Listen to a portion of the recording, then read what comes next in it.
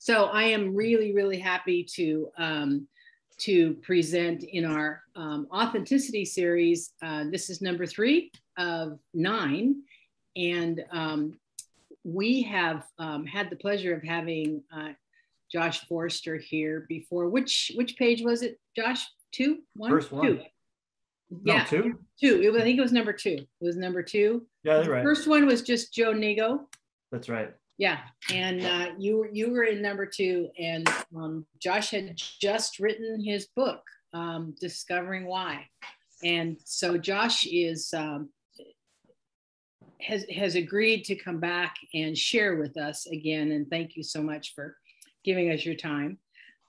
Josh is from Fort Collins, Colorado. You can do more of your introduction, but has been running a business there for quite a few years, and has a lot to teach us about.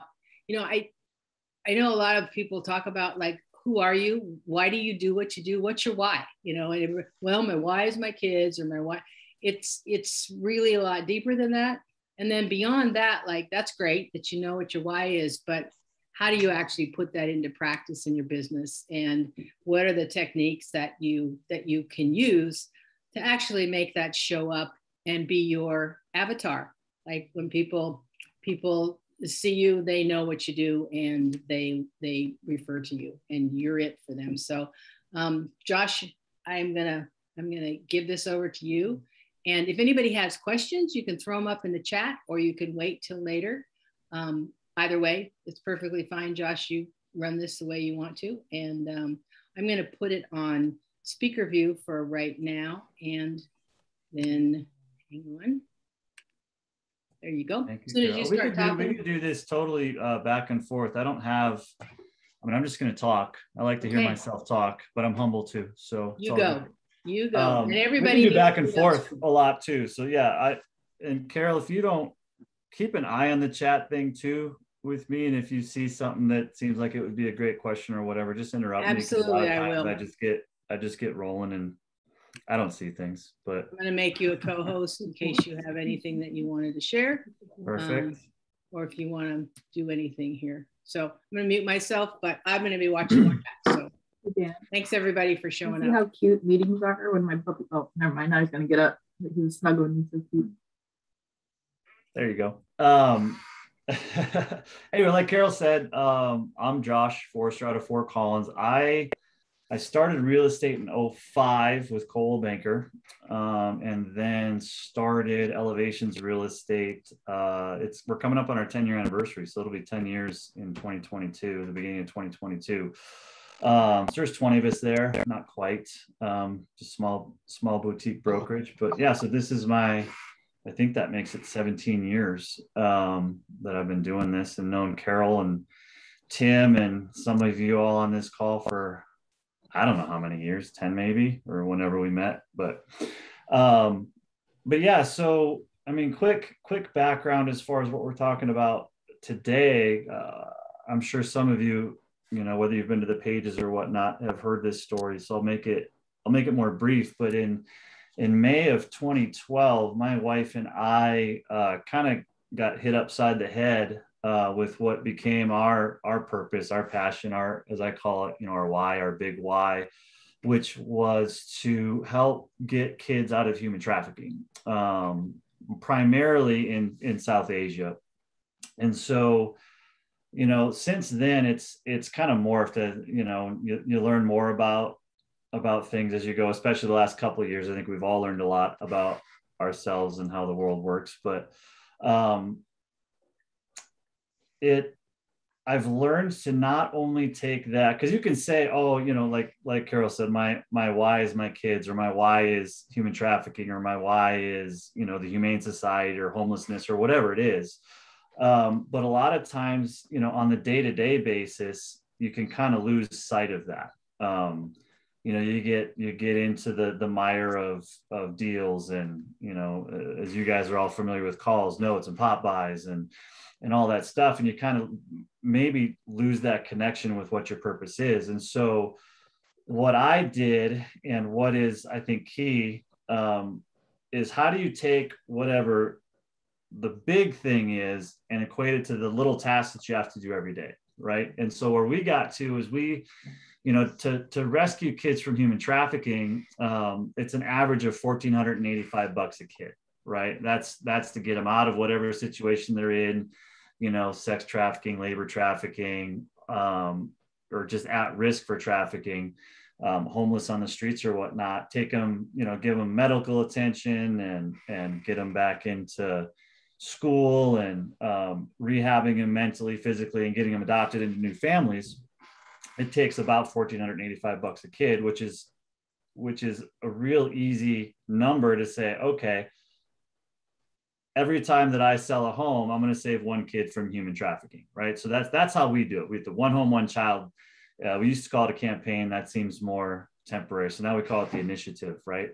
So not only do we have the big goal annually, right, that we want to reach, but now we're equating it to every time we have a success, or i.e. a closing, right, in business. That's also a win for our why. It's a very tangible thing. But even so, if you're doing, some months that's, you might not have a closing. Some months you might have 10 closings, right? So some months it's easier to keep that in perspective than others.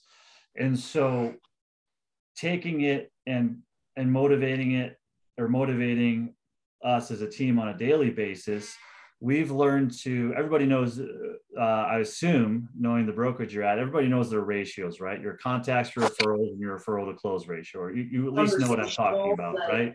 Give me a time, maybe. And, it's not like the music.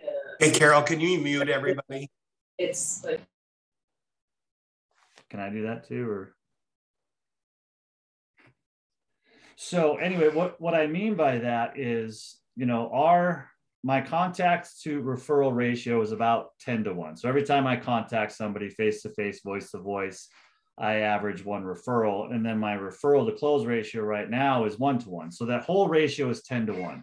So what that tells me is that every time I contact 10 people, I'm not getting a referral. I'm not getting a closing. I'm getting one kid out of human trafficking. So it takes the daily task of contacting people and equates it to saving kids, right?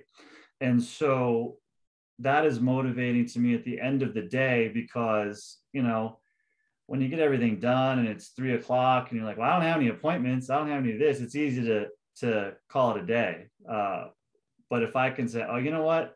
I've made 5 calls already. If I can make 5 more, that's a kid.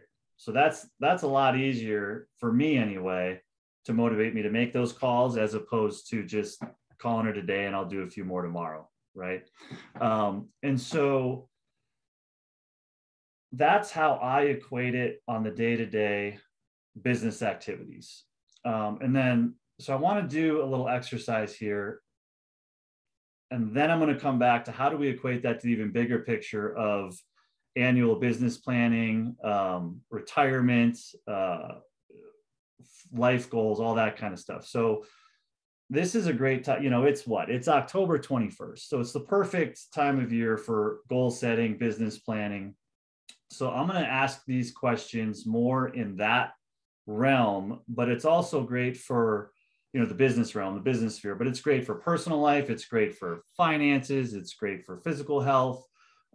It's 4 questions, and we're not going to take as much time for you guys to actually sit and think about these and meditate on them right now. I want you to write something down, but don't feel like you got to, nail it down to the essence of your being or anything.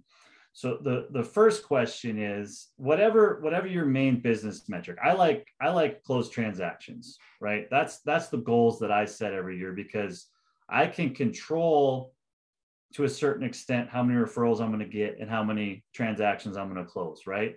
I can't necessarily control whether somebody's going to refer me a first-time home buyer in, the 250 price range or $1 million listing, right? I don't have as much control over that. Yes, there's things you can do, but so my metric is deals closed. But if you want to use volume, if you want to use, net income, it doesn't really matter. But write down, as good as at this point, what are your 2021 numbers going to come in at?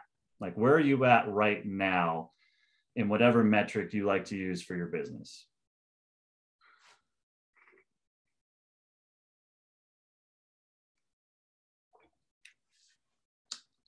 So the next question then, hopefully you've started thinking about this already, is what do you want that number to be in 2022? So you want to go from 30 deals to 40 deals, or 10 million to 15 million? What does that look like?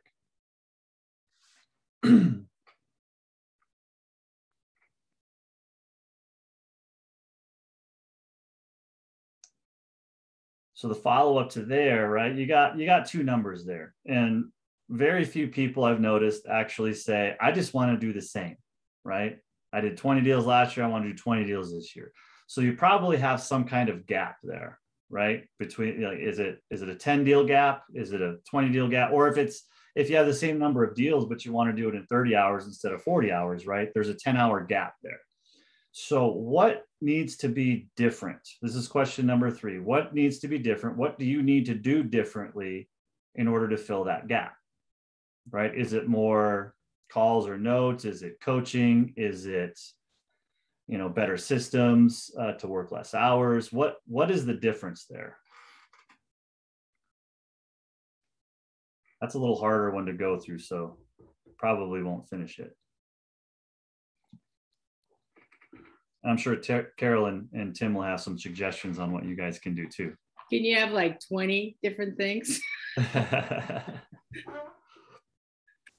So the next question is the biggest question of them all. So you know where you're at now, you know where you want to go.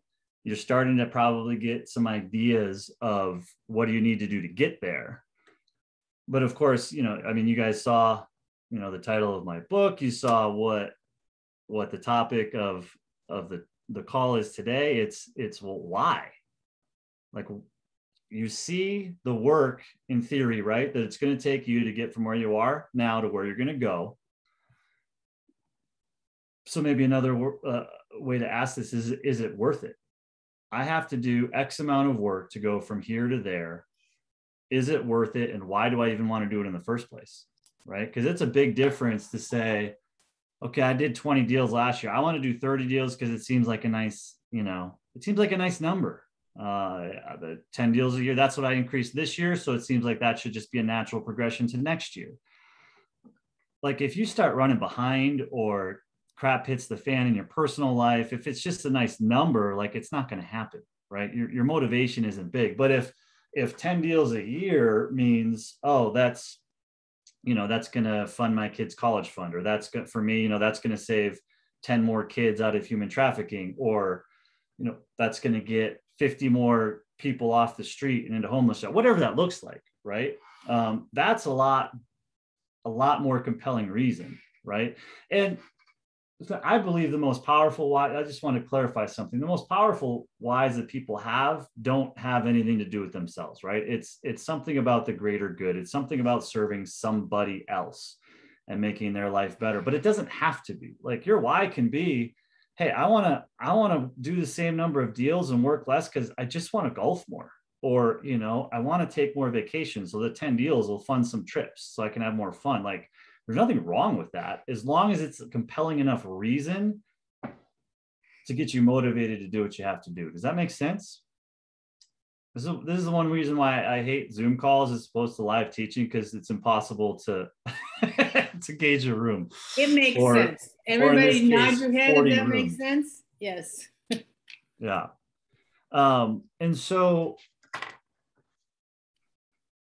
yeah, if like for me, yes, like my why plays out in saving kids from human trafficking. But if that's kind of the way that it manifests itself. My why is actually to fight for those who can't fight for themselves, right? And so that might, like earlier in my life, before I came across the organization Life for the Innocent, that resulted in kind of a lot of road rage, if I'm going to be honest. Like if I saw somebody else cut somebody else off, well, by golly, I was going to go cut that person off because they deserved it, right? So as we mature, right, the outplay of your why gets more mature, hopefully. But another why that I have, like I'm becoming acutely aware of time, right? And I mean, the time that I have left with my kids, right? They're 10, 12, and 14. So I have 4, 6, and 8 years left with them before they're off to school. Probably less time than that, right? To actually hang out with them, because they're going to be in high school and wanting to do other things. And so part of my why is, yes, do I want to make more money because that saves more kids? Sure. But I want to do it in less time because I need to spend time with those guys, right?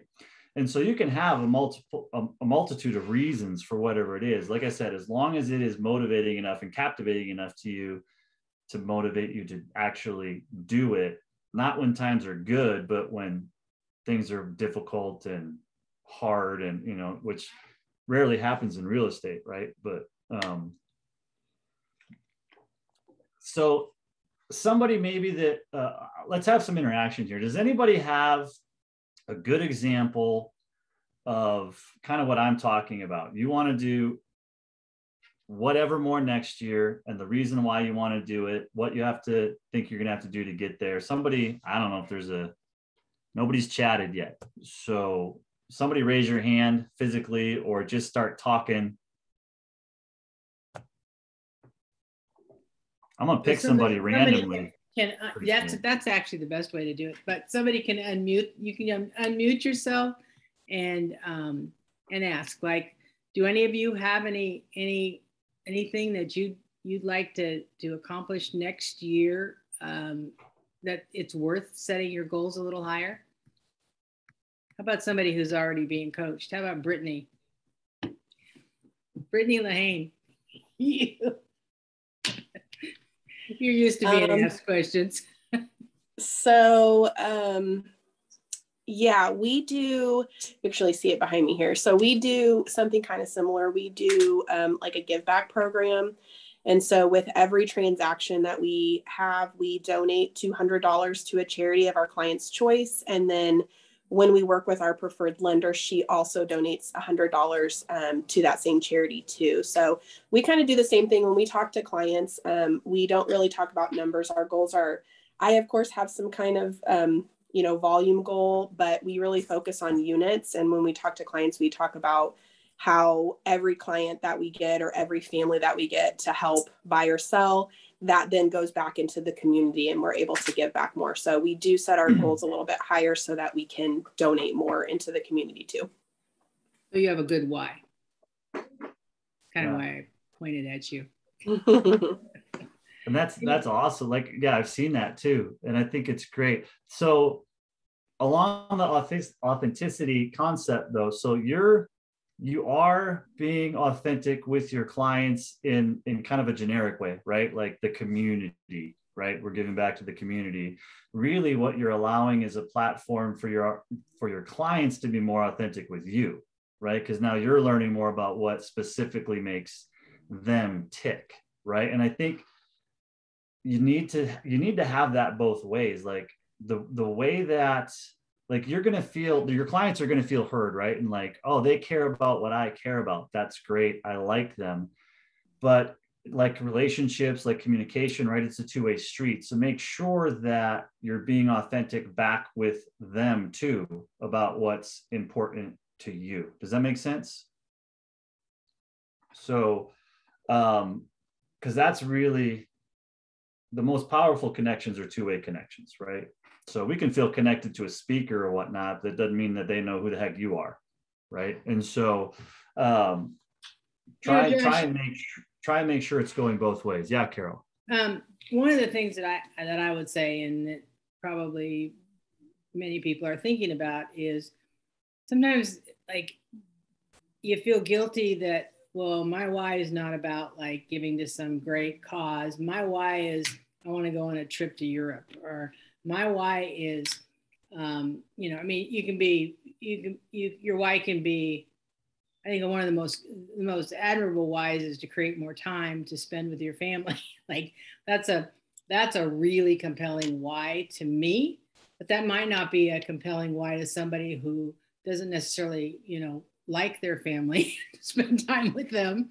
So I think we all have different ones, but it's really okay to have your why be just to move up to a better house, to take care of your aging parents, to whatever it is, or just to do something for yourself. And that's the piece that I think is so hard for many agents and many of us, is to say, is it okay for me to have a why that's about me and not just about like the bigger picture, as well as whatever else you do in for people, but kind of letting people off the hook of like what is, what it's okay to have your why be something about you.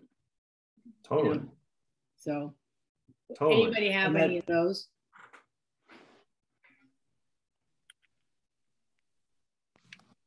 Hey, Carol, Peter. Yeah. Hey, Peter. Yeah, my why. You do? My why's about me. Yeah. That's not a surprise, huh? Yeah, it's not a shock. Jen's in the background. It says shocker. There's a story about Warren Buffett, who, for decades he was lambasted for not giving to charity, and he finally, he's a quiet guy, he didn't say a word, but after decades of that, he explained that there's nobody on this earth that can accumulate money faster than me. And so he accumulated a whole lot of money, and now he's giving 95% of all of his money he owns away. And so I think there's something to be said for people who say, and he said, the philanthropists before me have the opportunity. This is when he was in his 60s. The philanthropists before me, they are giving away much of their fortune, and I will do the same.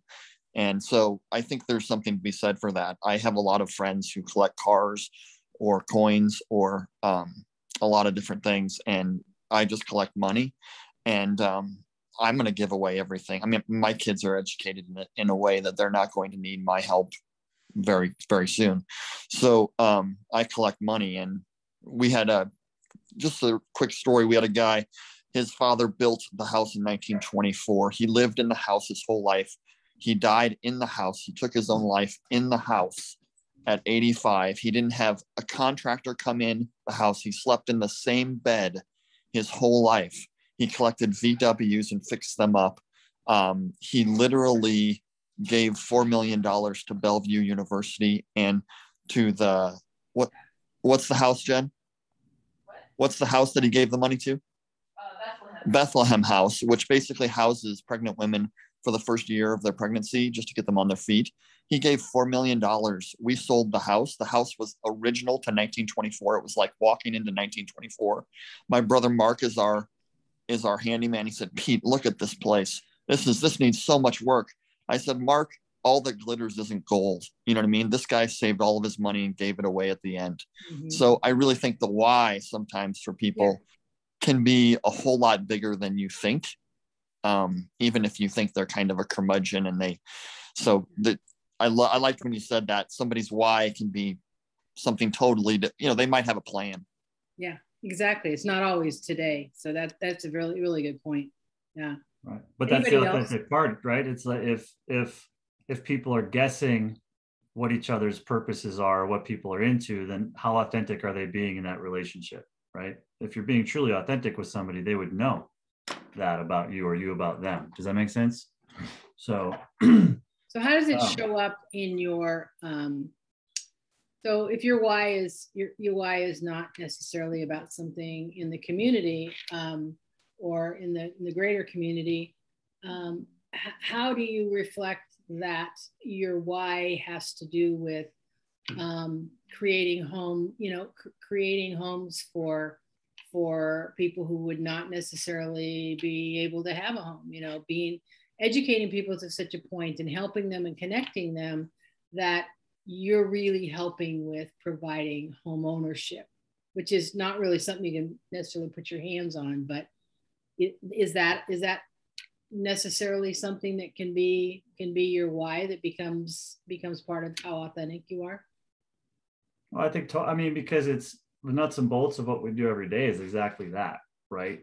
Really what it boils down to is, it's kind of my next point, is what's the marketability of your why, and not to, because really what you're trying, it's like in the deals that we do every day, right? You're trying to create as much of a win-win as possible. So I know that obviously I'm winning the more homes that I close, but so are a lot of kids whose lives are in pretty dire circumstances, right?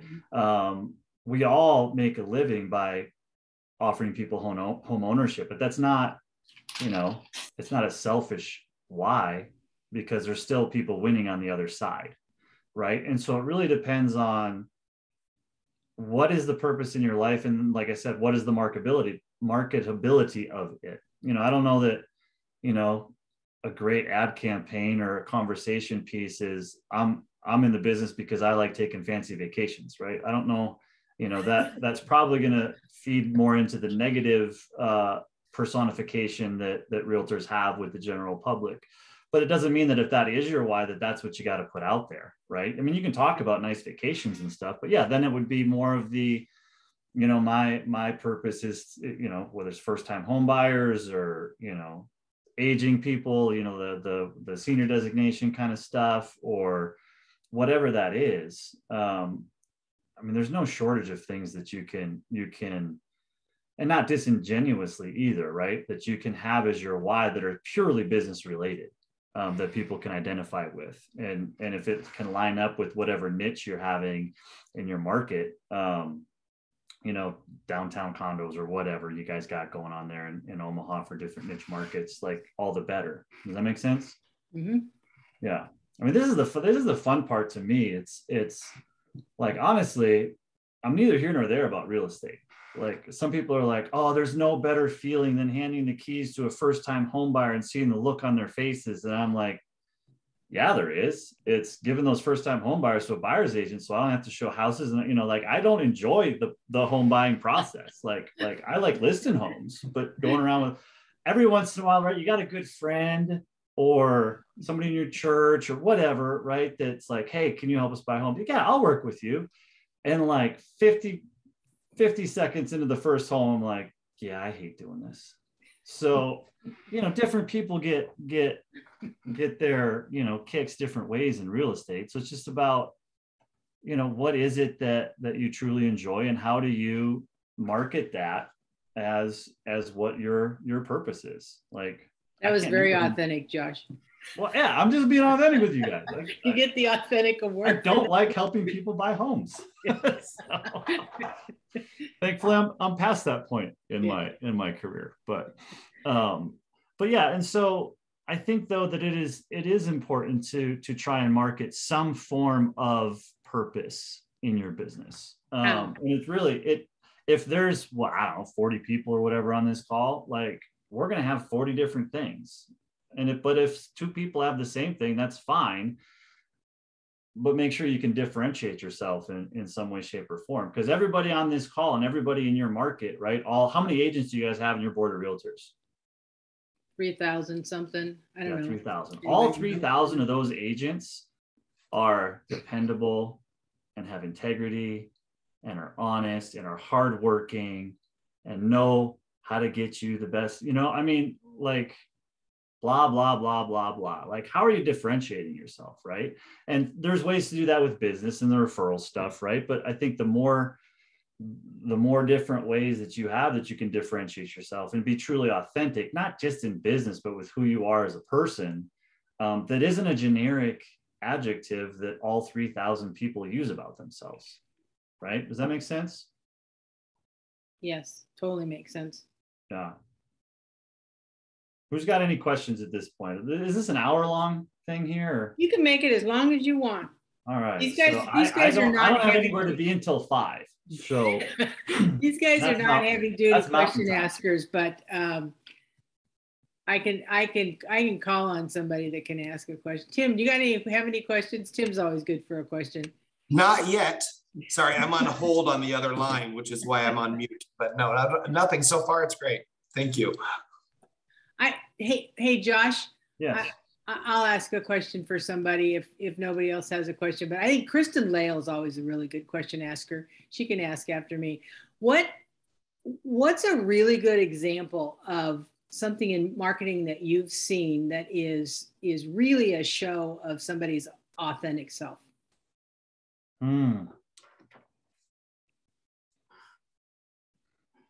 put me on the spot with that one. Man, I'd really have to think. No, so here's kind of the answer to that question in the broader teaching moment, is that I'm sure I've seen one, but it's rare enough that I can't think of an example right now. Okay. Does that make sense? Yeah. So do you do stories? Yes. You do a lot of stories? What's do you mix up your subjects of your stories, or are your stories just about what your why is? The nice thing about the organization that we partner with for this is that quarterly they tell stories of different children.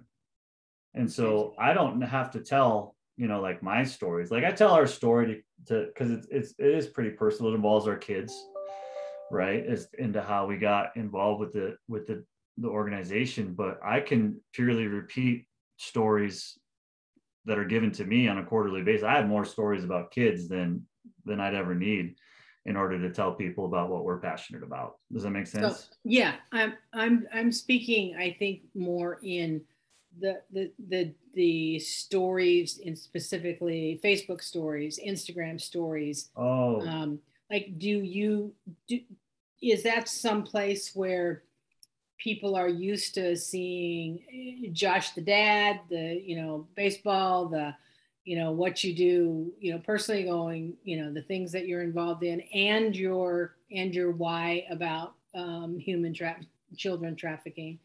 so full disclosure, because this is business planning time of year, I think I've get more involved in social media on my business plan for about 5 years now. So honestly, I don't understand stories. It's like, wait, is it there and then it's gone? Like, why wouldn't you want something to stay there? I don't, like, and quite frankly, I use Facebook purely for stalking.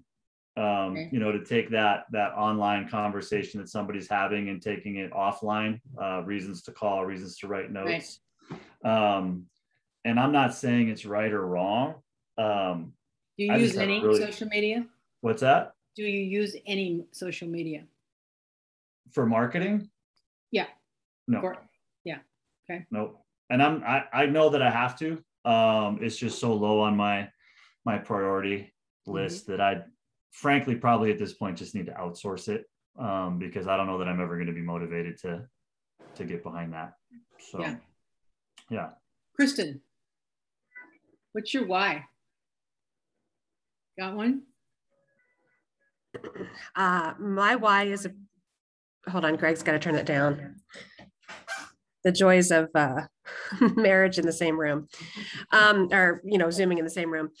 My why is a very selfish why. My why is to have money in the bank, A, to pay bills, but B, to provide a fun childhood for my children, to be able to visit family. All of my family is across the country and Greg's family is here. So my why is to be able to travel, to go see my family, to provide experiences for my children that, if we were a 9-to-5 job, corporate job or something, we wouldn't be able to do that. We don't have the time off or necessarily the money. So it's a selfish one, but it's just to live the best life we can live.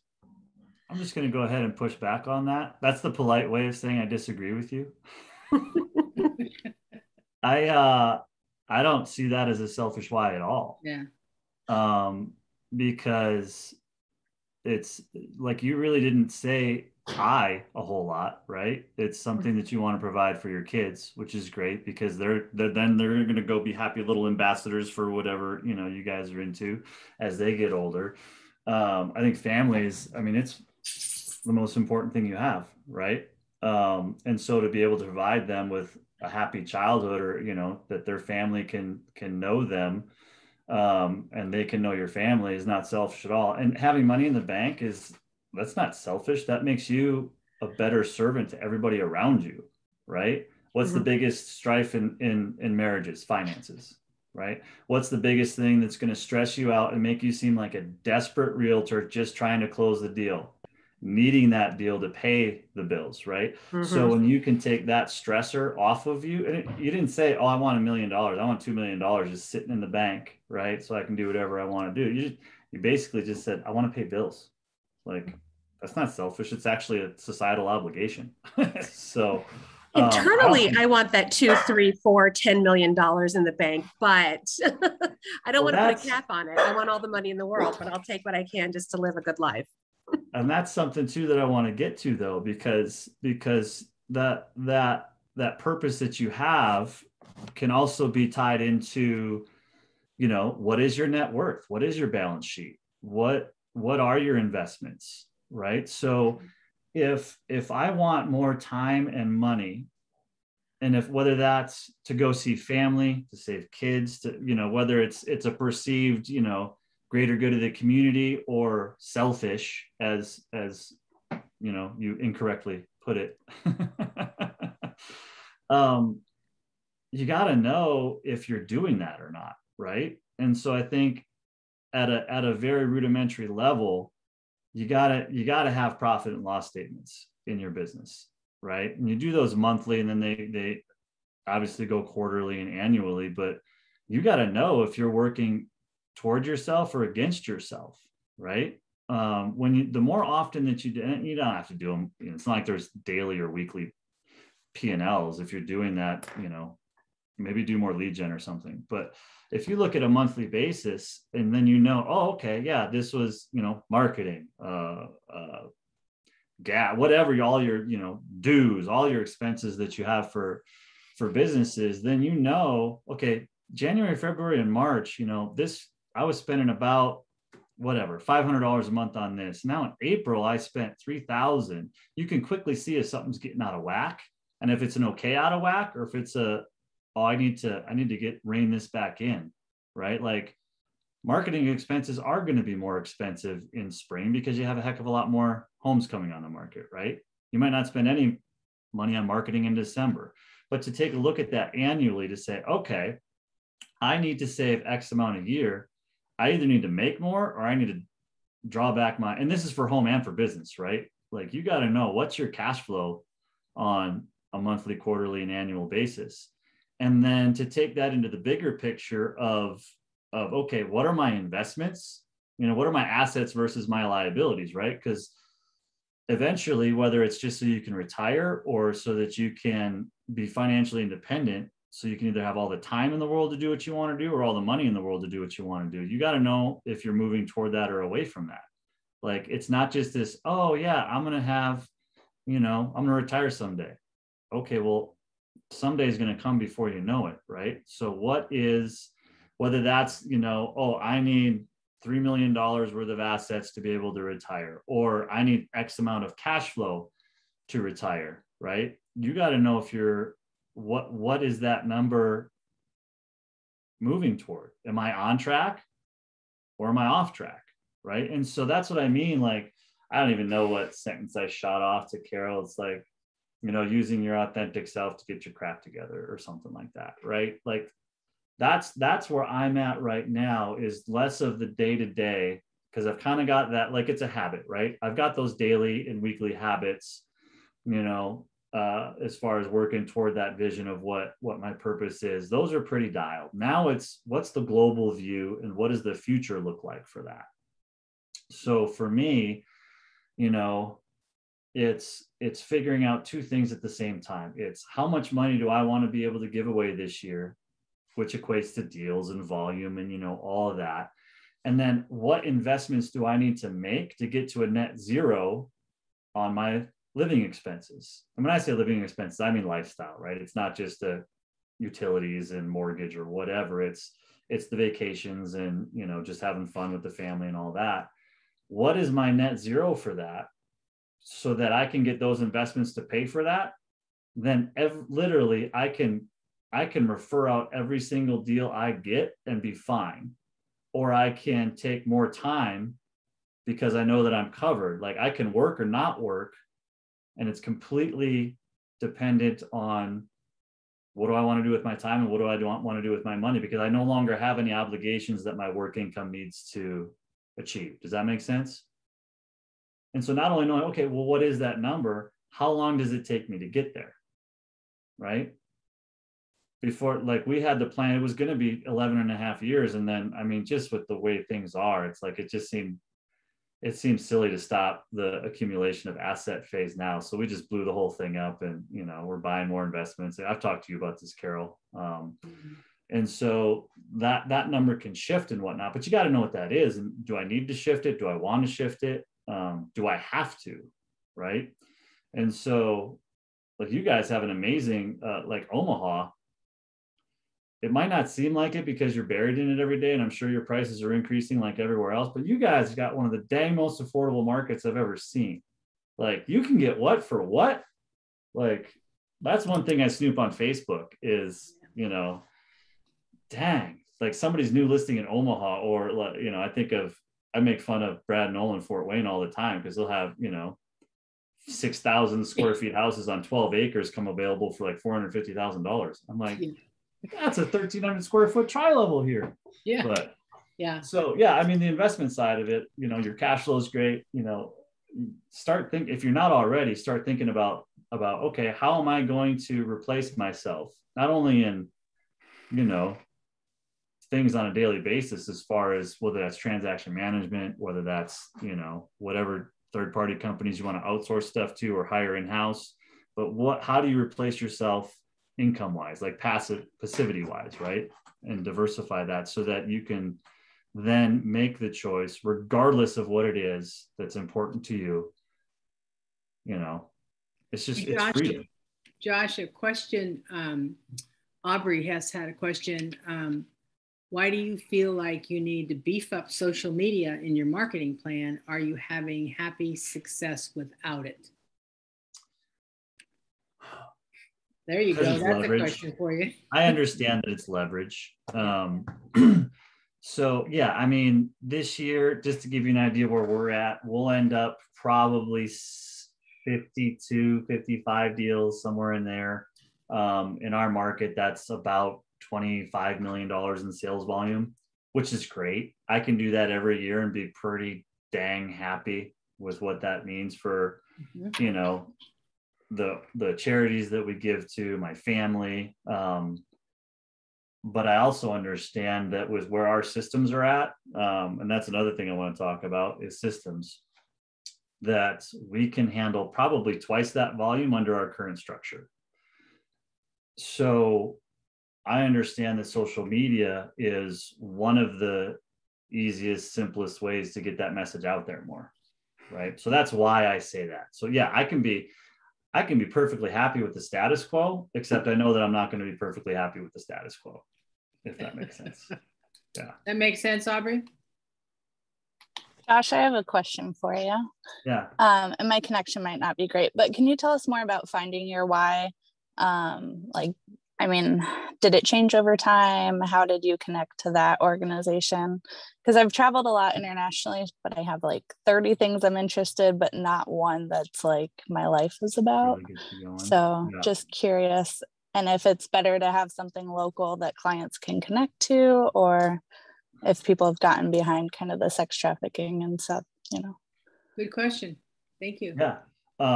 With several questions in there. So, well, first off, Life for the Innocent, it's the work that they do is not local. It's all overseas. What happens here that ends up being in Fort Collins is the fundraising arm of it, right? And so that's one of the things that we constantly try and work through, because a lot of times people do want to get their hands dirty, right? They want to go volunteer at the soup kitchen, or, you know, something that they can actually do physically with their time instead of just write checks. But that's, you know, that's neither here nor there as far as your question. I do think it can be better if there's something local that people can be involved in, just because sometimes it's just more meaningful when you can, like, you know, I was going to say back to I can't remember his name, but the gentleman that was talking about giving all the money away, you know, essentially after you die, or, you know, Warren Buffett toward the end of his life, he's not dead yet.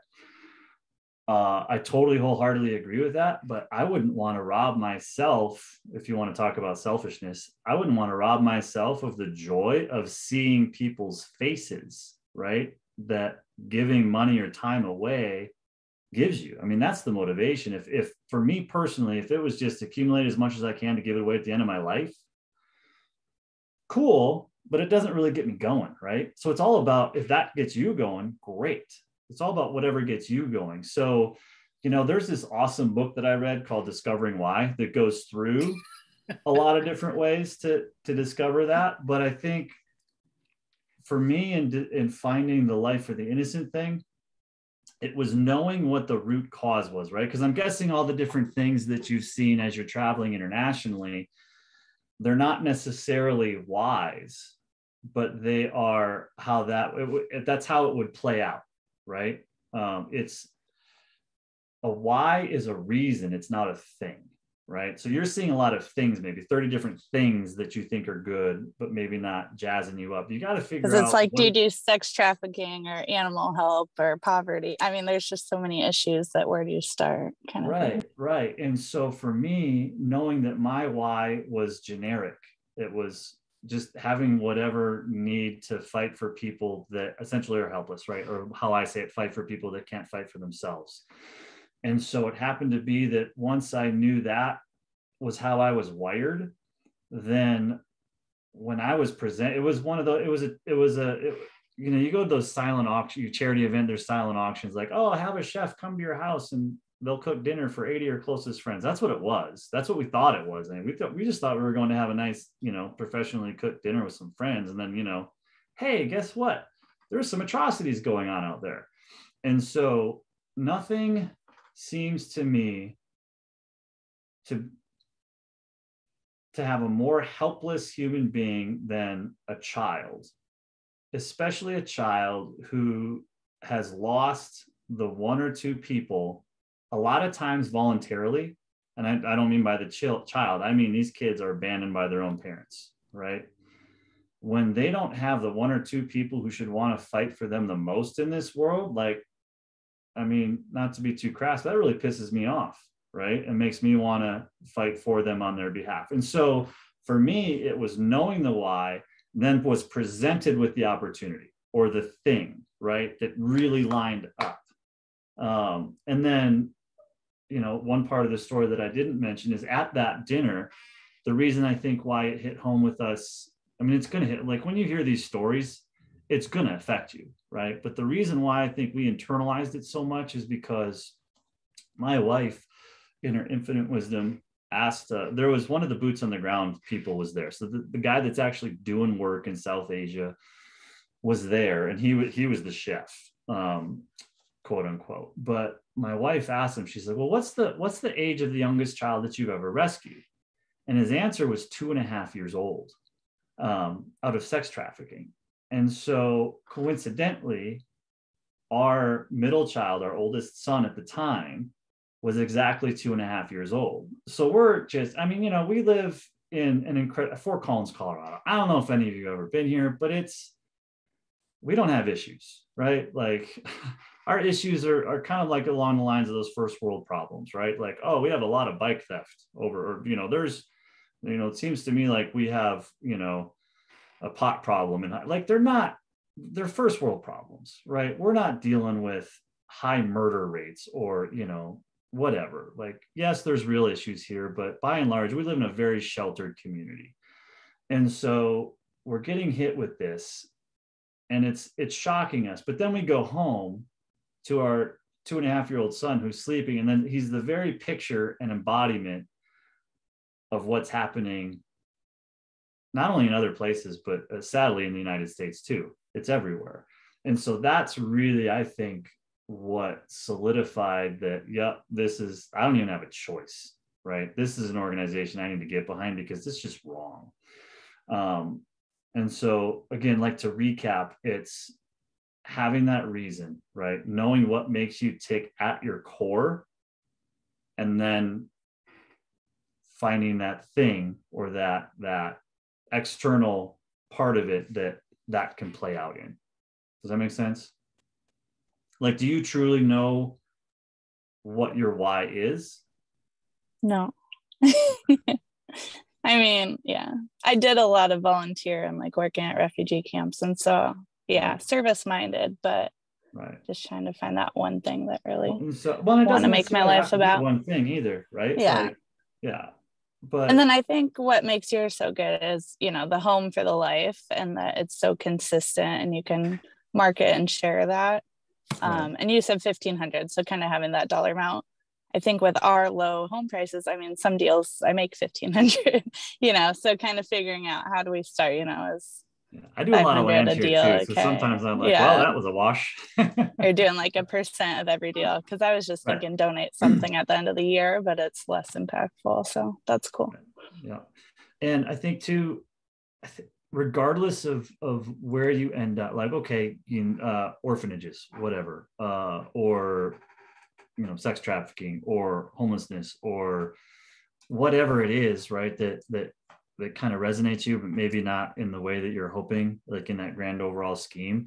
If you want to figure out what the reason is, because obviously you're into this stuff, right? It kind of all has, it's serving others, right? Just keep asking yourself, okay, I just got back from a trip, to Zimbabwe or whatever, right? And was working with refugees or whatever you're working with, and it impacts you. But just start asking yourself, I think one of the best questions in the world is why.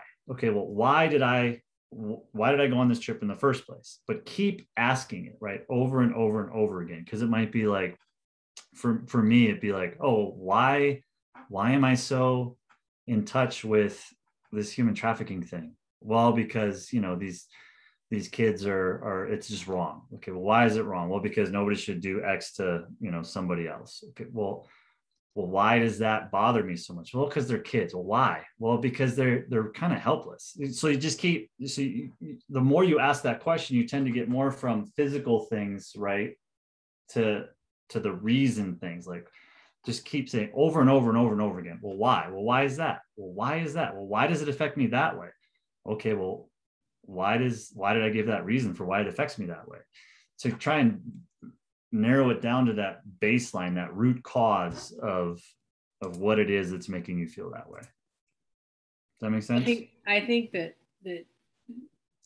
perfect questions, Amber, and I think that you got the core of what this is about.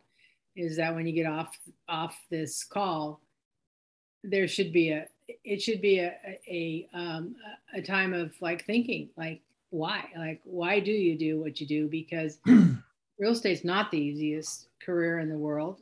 Yes, there's a lot of joy in it, and yes, there's pays the bills, as Kristen said, pays the bills, and if we're really blessed and thinking forward more globally, as you said, Josh, we can plan for what our life's supposed to look like. But I think a couple of the things that you brought up here is that we really do need to answer is, what is it going to take?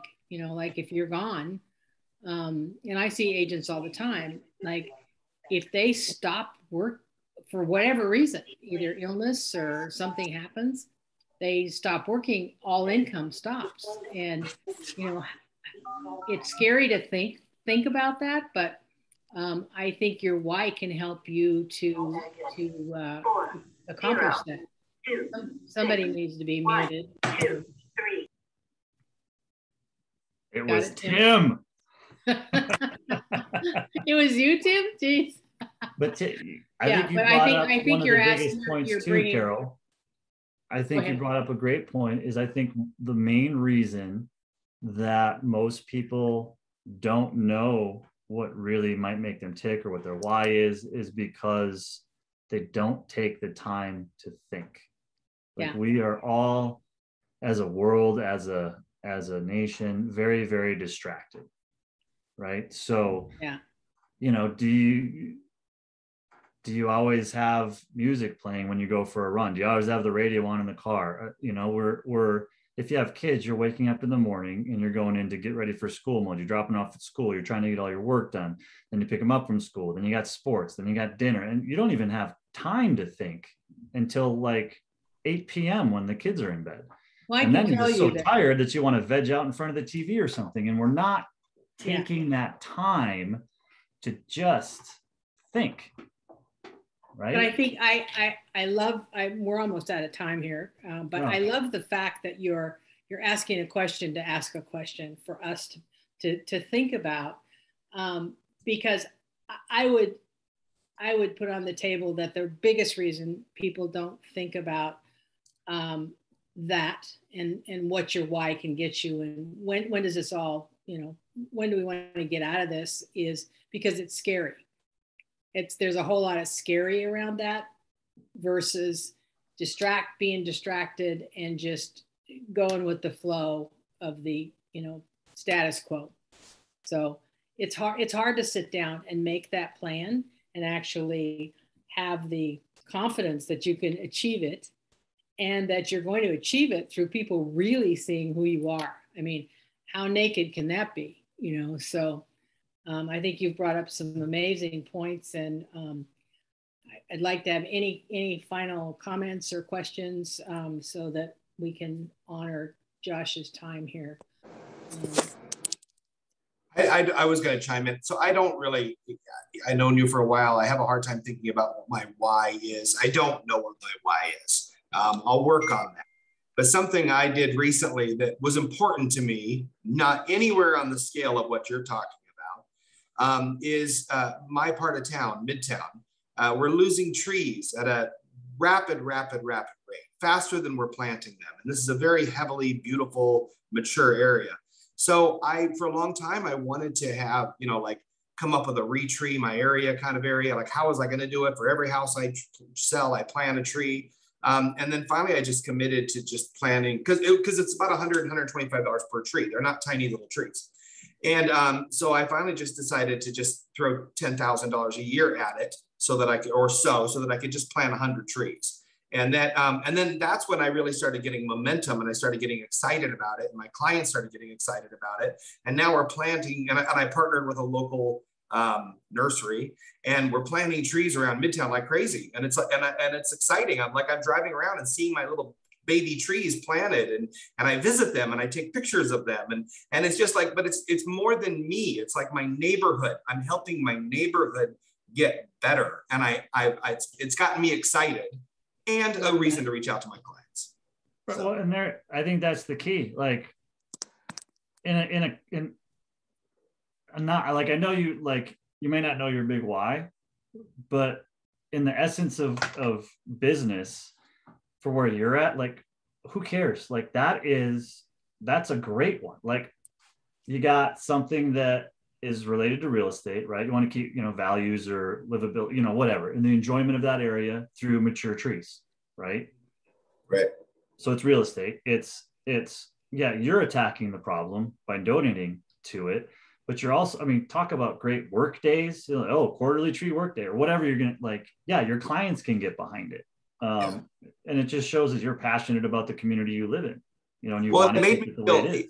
I realized that it really truly was something important to me when I decided I was no longer going to just plant trees in my clients' yards. It was like, no, just anybody who needs a tree. So we started identifying neighborhoods. We started, identifying houses and sending letters to houses saying, we want to plant a tree in your yard. And we had to go through extra steps to make sure they understood that there was no catch. We're not trying to sell them anything. Yeah. Genuine, just planting a nice tree. And it's a great example of, if you just kept that to your client, however many homes you sell a year, right? You're limited to that many people that you're impacting, right? And you're still kind of keeping it in-house, right? Or if you're just going to donate enough for 1,000 trees or whatever a year, right?